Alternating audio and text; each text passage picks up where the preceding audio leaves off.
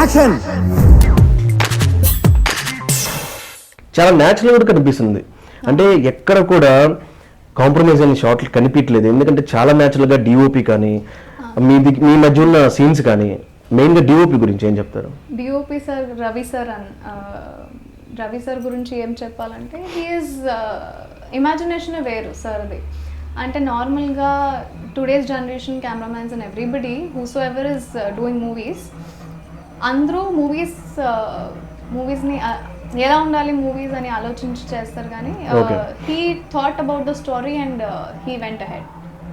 అంటే Satish sir director సార్కి DOP సార్కి అంతా బిగ్ బ్యూటిఫుల్ జోడీ అనమాట.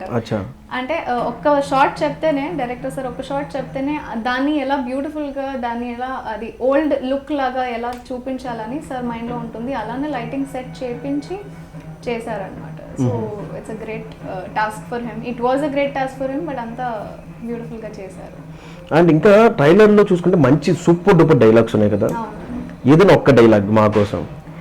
ఓకే, అది నేను సులోచన రమణకి చెప్తున్నాను అనమాట. నా వాళ్ళకి నేను దూరం అవడం కన్నా నువ్వు నాకు దూరం అవడమే కరెక్ట్ అని ఫ్యామిలీ గురించి ఆలోచించుకొని చెప్తుందా ఆ అమ్మాయి. సో ఎందుకు చెప్తుంది అది, దాని ముందు ఇంకా చాలా జరిగింది. So it's a normal girls life, village girls life or any girls life in today's generation.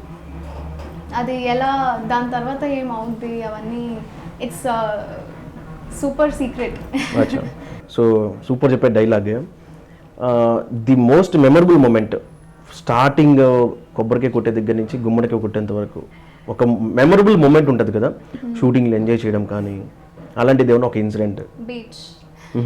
బీచ్లో బీచ్ మనం యాక్చువల్లీ మొత్తం కంప్లీట్ షూటింగ్ కాకినాడలో చేసాం.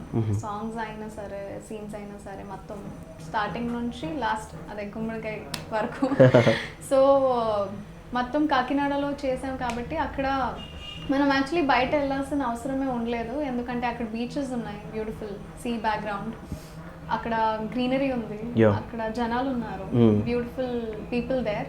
అంతసేపు సపోర్ట్ చేశారంటే మా మూవీకి కాకినాడ వాళ్ళు, they were really very supportive from the movie start to the end. అంటే అక్కడ వెళ్తే ఇంటికి రండి, భోజనాలు చేయండి, అంటే అలానే ఇంటి వాళ్ళే వచ్చారని అలా బిహేవ్ చేశారు వాళ్ళు.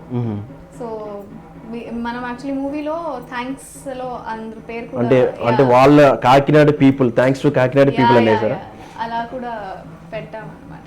So it was a beautiful view there. Beach లో వెళ్తే అది 45 degrees లో షూటింగ్ చేసామండి, బట్ అక్కడ ఏం అనిపించట్లేదు అసలు, ఎందుకంటే అంతా బాగుంటారు అక్కడ జనాలు, సపోర్ట్ చేశారు. It was a nice thing. And దాంట్లో నేను తెలుగు కూడా నేర్చుకున్నాను. 50 days లో కాకినాడ తెలుగు కూడా కొంచెం కొంచెం వచ్చేసింది నాకు. So that's how the journey was. Okay. So and then yeah, ఒక ఫింగర్ టచ్ చేయరా, పిక్ వన్.